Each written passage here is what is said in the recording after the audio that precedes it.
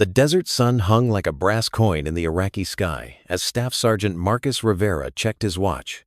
2:47 p.m. In 13 minutes, his patrol would be complete, and in 6 hours, he'd be on a transport home. After 3 tours and 847 days in combat zones, he'd finally see his daughter's 4th birthday. He never made it to that transport. The Humvee rolled over the pressure plate at exactly 2:51 p.m. What happened next would be seared into the memory of every soldier in that convoy. The IED detonated with a force equivalent to 150 pounds of TNT, launching the 7-ton vehicle 12 feet into the air. Time seemed to fracture. Marcus remembered the sensation of weightlessness, the acrid smell of burning metal, and then a pain so absolute, so consuming, that his mind simply shut down to protect itself. When he regained consciousness 47 seconds later, Staff Sergeant Marcus Rivera looked down at a sight that would have broken most men instantly. Where his legs should have been, there was nothing but shredded fabric and blood. Both legs were gone. One severed above the knee, the other just below. The tourniquets his training demanded he apply would have to wait because something impossible was happening. His men were screaming. Not from their own injuries, but from what they were witnessing. Marcus was dragging himself toward the gunner's position. Private Chen, the 22-year-old from Sacramento, had been thrown from the vehicle and lay exposed in the kill zone. Enemy fire was already pinging off the overturned Humvee. Through a haze of shock and blood loss, Marcus had processed a simple equation. Chen would die in the next 30 seconds unless someone reached him. The fact that Marcus no longer had legs didn't change the mathematics of survival. "Stay down, Sergeant," Corporal Davis shouted, his voice cracking with horror and disbelief. Marcus ignored him. Using only his arms, he pulled his body across 15 feet of scorching sand and broken glass. Each movement left a crimson trail. His mind had entered a state that trauma surgeons would later describe as hyper-acute dissociation. He felt no pain. He felt nothing except the mission. He reached Chen, who was conscious but paralyzed with fear. A bullet wound in his shoulder. Marcus positioned his own body as a shield and returned fire with his sidearm, hitting 2 insurgents advancing from a compound wall. His shots were precise, methodical. Later, investigators would find it almost impossible to believe that a man who had just lost both legs could maintain such accuracy while under fire. "Command, this is Reaper 6. Marcus spoke into his radio with unsettling calmness. "We're in contact. I need immediate case vac and close air support. Multiple casualties. I'm combat effective." The radio operator back at base would later admit he had to replay the recording 3 times. The voice was too steady, too controlled. It didn't sound like a man who was bleeding out in the desert. The firefight lasted another 6 minutes. Marcus killed 3 more enemy combatants and coordinated the defense until Apache helicopters arrived. Only when the medevac landed did he finally allow himself to collapse. His last conscious thought before the darkness took him was simple. Chen's alive. Mission complete. He had lost approximately 40% of his blood. The doctors at Landstuhl Regional Medical Center in Germany gave him a 3% chance of surviving the night. His heart had stopped twice on the helicopter. His body temperature had dropped to 94 degrees. Both femoral arteries had been severed. By every medical metric, Staff Sergeant Marcus Rivera should have been dead before he even reached Chen. But here's what nobody expected. What would make his case a subject of medical study for years to come. When Marcus woke up 3 days later in intensive care, his first words weren't about his legs. They were, "When can I get back to my unit?" The nurse thought he was delirious. The doctor thought it was denial. They were both wrong. Marcus Rivera meant every word. Because what they didn't know yet, what nobody could have predicted, was that losing his legs wasn't the end of Marcus Rivera's military career. It was barely even the beginning of his most important mission. What happened in the 18 months that followed would redefine what the human body and spirit could endure. It would lead to congressional testimony, change military policy, and inspire thousands. But it would also cost Marcus everything he thought he knew about himself. The real battle was just beginning. The Walter Reed National Military Medical Center became Marcus Rivera's new battlefield. For most double amputees, the first 6 months are about acceptance, grief, and learning to navigate a wheelchair. Marcus spent his first 6 months planning his return to active duty. "You're insane," his wife Jennifer told him on week 8. She stood in the doorway of his hospital room, their daughter Sophia clinging to her leg, afraid to look at Daddy's missing legs. "You have a family, Marcus. You have a daughter who needs her father alive." "I have brothers who need me out there," Marcus replied. His jaw set in that familiar stubborn line Jennifer had fallen in love with 12 years ago. Now it just made her want to scream. What Jennifer didn't understand, what nobody seemed to understand, was that Marcus wasn't running from his family. He was running towards something he couldn't explain. The therapist called it survivor's guilt. The chaplain called it purpose. Marcus called it unfinished. Here's the shocking truth that Marcus discovered in those early months. The U.S. military had no protocol for what he was attempting. Not a single bilateral amputee had ever returned to active combat duty. Not in Iraq, not in Afghanistan, not in the entire history of modern warfare. The regulations were clear. Loss of both legs meant medical retirement. No exceptions, no appeals. Marcus decided to create the exception. By month 3, he was fitted with his first set of prosthetic legs. The prosthetist, a veteran named Tom who'd fitted hundreds of amputees, knew within 5 minutes that Marcus was different. Most patients took weeks to stand. Marcus stood on day 1 and demanded to know when he could run. "Let's focus on walking first," Tom suggested carefully. Marcus was running within 6 weeks. But running wasn't enough. Marcus needed to prove he could meet every physical requirement of active duty.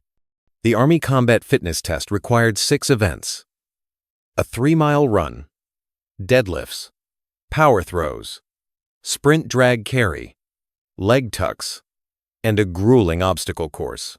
For a bilateral amputee, most of these seemed physiologically impossible. Marcus trained 18 hours a day. He vomited from pain so often the nurses kept a bucket by his bed. The nerve endings where his legs had been severed sent phantom signals of agony that no medication could fully suppress. His prosthetics rubbed his stumps raw, creating wounds that became infected twice, nearly requiring additional amputation. Jennifer stopped bringing Sophia to visit because their daughter had nightmares about Daddy screaming. "You're killing yourself," Jennifer said during what would be their last conversation as a married couple. "And you're killing this family." "I'm saving myself," Marcus whispered, tears streaming down his face for the first time since the explosion. "Don't you see? If I stop, if I give up, then those legs won, and I lost. I can't lose, Jen. I can't." Jennifer filed for divorce on month 11. She took Sophia to her mother's house in Oregon. Marcus signed the papers without contesting them. He understood. How could he ask them to watch him destroy himself? But he wasn't destroying himself. He was rebuilding himself into something the world had never seen. By month 15, Marcus completed his first full Army combat fitness test. His scores weren't just passing, they were higher than 60% of able-bodied soldiers. The video of him completing the 3-mile run in under 21 minutes went viral within the military community. Generals were forwarding it. Pentagon officials were watching it in meetings. A bilateral amputee running on carbon fiber blades, scoring better than soldiers with biological legs. The military didn't know what to do with him. So they did what large institutions always do when faced with something unprecedented. They formed a committee. The Army Medical Board, the Pentagon's Disability Review Board, and representatives from Special Operations Command all convened to discuss the Rivera case. For 3 months they debated. The medical arguments against him were substantial. Increased risk of injury, potential liability, the precedent it would set, the message it might send about disability. But Marcus had an advocate they didn't expect, Major General Catherine Wright, who had lost her son in the same region of Iraq where Marcus had been wounded. "Gentlemen," General Wright said in the final meeting, according to leaked minutes that would later appear in the Washington Post. "We have a soldier who can outperform half our able-bodied troops, who volunteers for the most dangerous duty, and who represents the very spirit of resilience we claim to value. And we're debating whether to let him serve? What exactly are we protecting him from? Or are we protecting ourselves from facing what real courage looks like?" The vote was 7-4 in favor of allowing Marcus to continue active duty under strict conditions and medical oversight. It was unprecedented. It was controversial. And it meant Marcus would become the first bilateral amputee in U.S. military history to return to a combat deployment. When Marcus called Jennifer to tell her the news, Sophia answered. She was 4.5 now, and she barely remembered him. "Hi, sweetie," Marcus said, his voice breaking. "It's Daddy." "Mommy says you chose the war instead of us," Sophia said with the brutal honesty of children. Marcus had no answer for that, because maybe, in a way, she was right. But it wasn't that simple. It had never been that simple. 18 months after losing his legs, Staff Sergeant Marcus Rivera boarded a C-17 transport to return to Iraq. The other half couldn't stop staring. Marcus didn't care about their stares. He cared about finishing what he'd started, about proving that sacrifice didn't have to mean surrender, about showing every wounded warrior that their war could continue if they had the courage to fight it.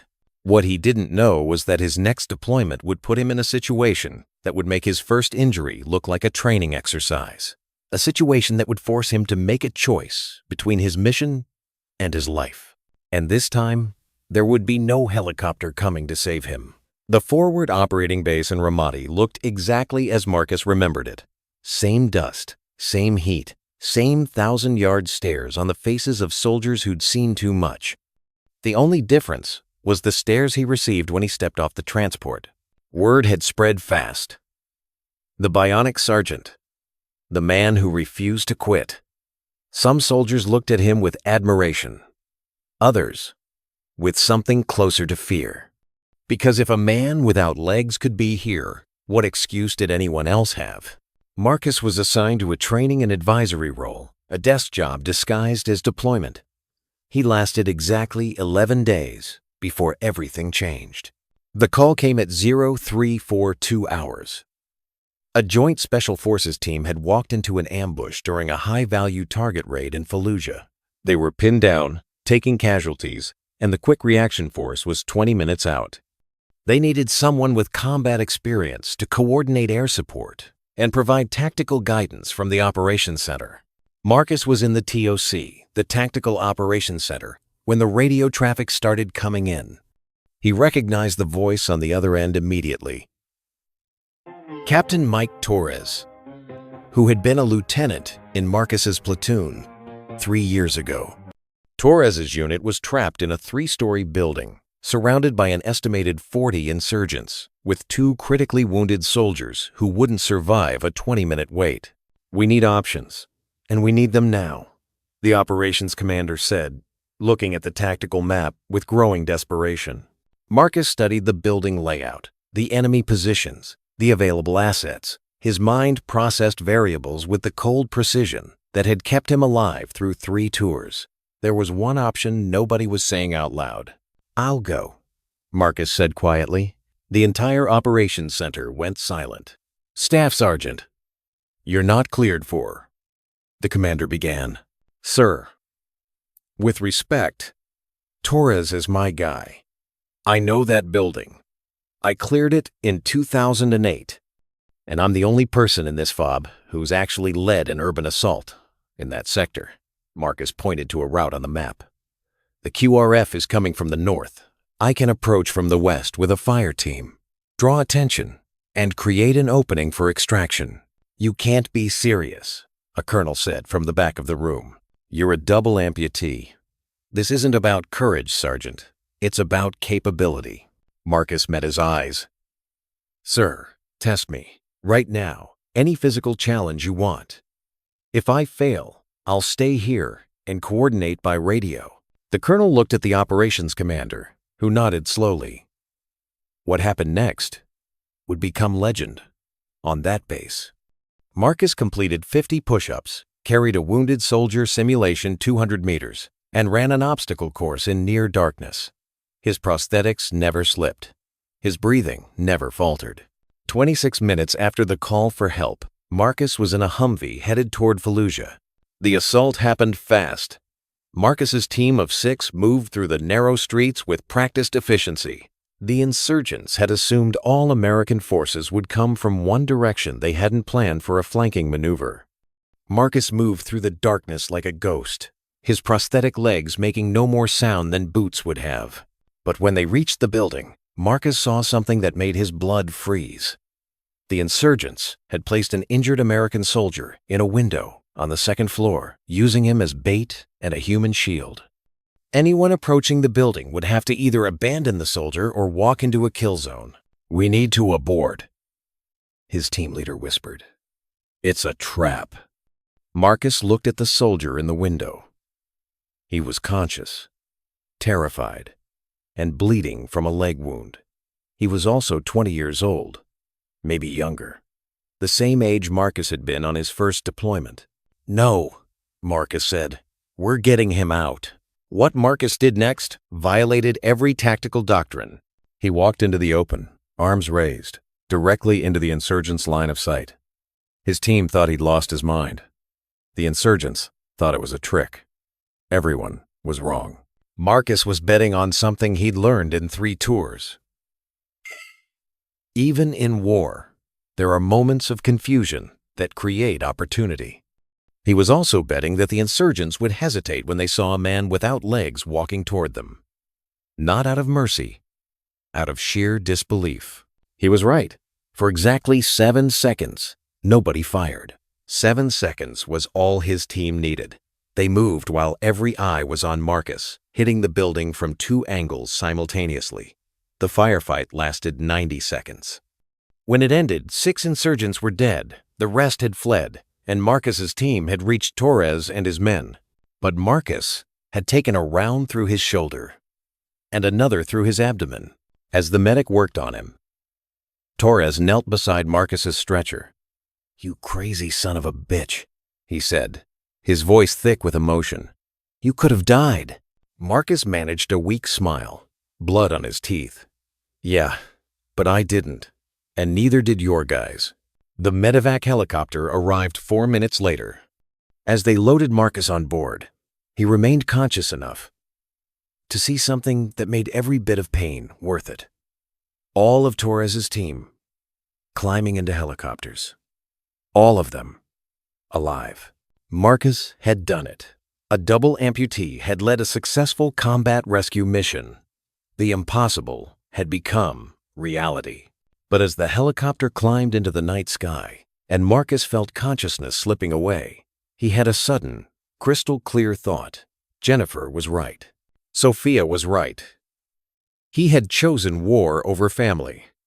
And now, bleeding in a helicopter for the 2nd time in his life, he finally understood the cost of that choice. He had proven something to the world, but what had he proven to himself? That he could function without legs? He already knew that. That he was still a soldier? He'd never doubted it. No, what Marcus had really been trying to prove was that the explosion hadn't changed him. That he was still the same man who'd walked into the desert that day. Lying in that helicopter, feeling his blood soak through the bandages, Marcus finally accepted the truth. He wasn't the same man. He could never be. And maybe that was okay. Maybe being broken and rebuilt meant you became something different. Not less, just different. The surgeons at the field hospital saved his life for the 2nd time. The bullets had missed vital organs by centimeters, but Marcus's luck wouldn't hold forever, and everyone knew it. The question now wasn't whether Marcus could keep fighting. The question was whether he should. The letter from the Department of Defense arrived on Marcus's 34th birthday. He was back at Walter Reed, recovering from his 2nd set of combat wounds. The letter informed him that due to his injuries and the exceptional circumstances of his case, he was being medically retired with full honors. His war was over. Marcus sat in his hospital room, staring at the official document. He expected to feel anger, disappointment, loss. Instead, he felt something unexpected: relief. That night, he called Jennifer for the first time in 8 months. She answered on the fourth ring, her voice cautious. "It's me." Silence stretched between them like the miles that had grown in their marriage. "Sophia asks about you," Jennifer finally said. "I don't know what to tell her." "Tell her." Marcus paused, choosing his words carefully. "Tell her that Daddy is coming home, if you'll let me." Jennifer's breath caught. "Marcus, I can't keep doing this. I can't keep waiting for the call that tells me you're dead." "You won't have to," Marcus said. "I'm done, Jen. Really done. Not because they're forcing me out, because I finally understand what I should have understood 2 years ago. I was fighting the wrong battle." The reconciliation didn't happen overnight. Jennifer had built walls that took months to dismantle. Sophia barely knew him and had to relearn how to trust the stranger with metal legs who claimed to be her father. There were therapy sessions, difficult conversations, and moments when Marcus wondered if he'd destroyed everything beyond repair. But slowly, painfully, the Rivera family began to heal. 6 months after his medical retirement, Marcus received an unexpected call from General Wright, the woman who'd advocated for his return to duty. "How would you feel about a different kind of service?" she asked. That's how Marcus became the face of the Wounded Warrior Recovery Program, a comprehensive initiative to help injured service members transition back to civilian life and, for those who wanted it, return to modified duty. His story had inspired the program's creation. Now he would lead it. Marcus traveled to VA hospitals, military bases, and rehabilitation centers across the country. He met soldiers who'd lost limbs, suffered traumatic brain injuries, or carried invisible wounds that hurt just as much. And he told them something nobody else could tell them with the same authority.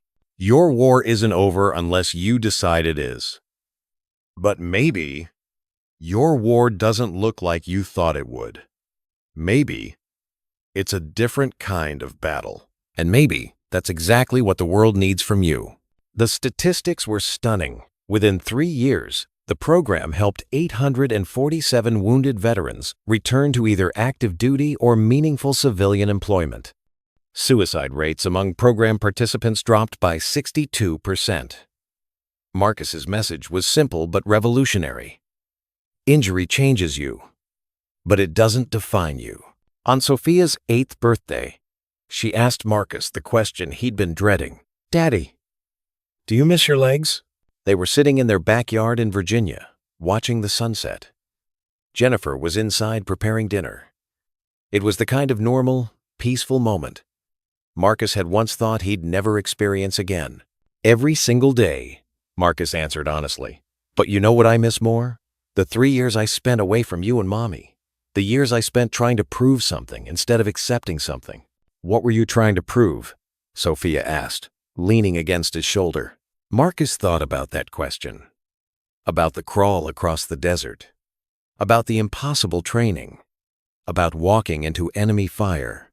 About all the moments when he'd chosen to prove he was still whole instead of accepting that he was broken and that being broken was human. "I was trying to prove I was still strong," Marcus said.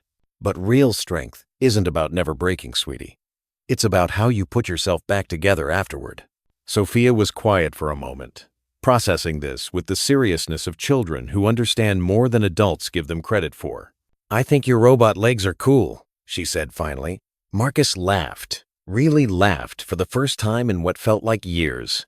In 2015, Marcus was invited to testify before Congress about disability rights and veteran services. His testimony was broadcast nationally. He wore his dress uniform, his prosthetic legs visible below the hem of his pants.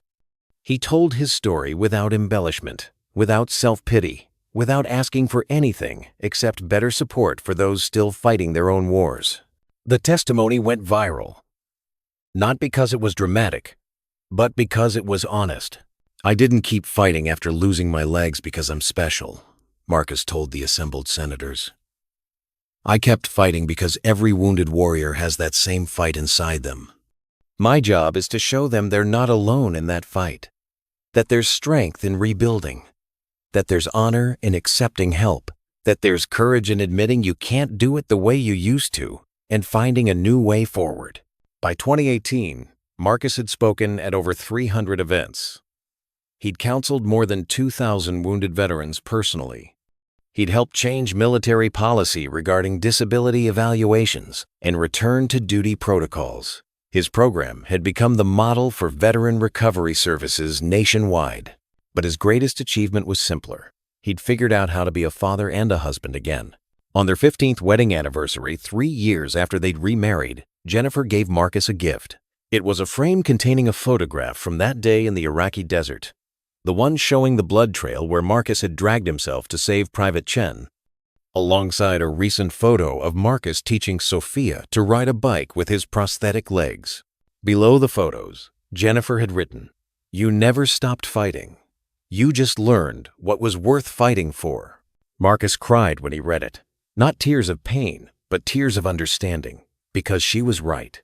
He'd crossed the hardest battlefield of all the distance between being a warrior and being whole.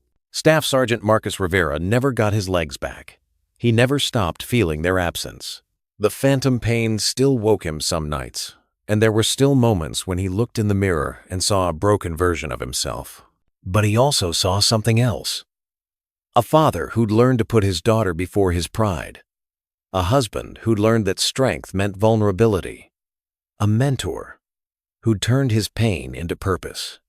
A man who'd discovered that losing everything sometimes meant gaining what mattered most. The soldier who kept fighting after losing both legs never stopped fighting. He just learned that the most important battles aren't fought with guns and grenades. They're fought with patience and presence, with honesty and healing, with the courage to admit you need help and the strength to rebuild yourself piece by piece. Marcus's story became legend in military circles, but the real story, the one that mattered, was quieter. It was in the family dinners and the bedtime stories. In the veterans who found hope when they thought hope was gone. In the realization that survival isn't about refusing to break. It's about what you become after you're broken. And Marcus Rivera became exactly what the world needed. Proof that the end of one story can be the beginning of something even greater.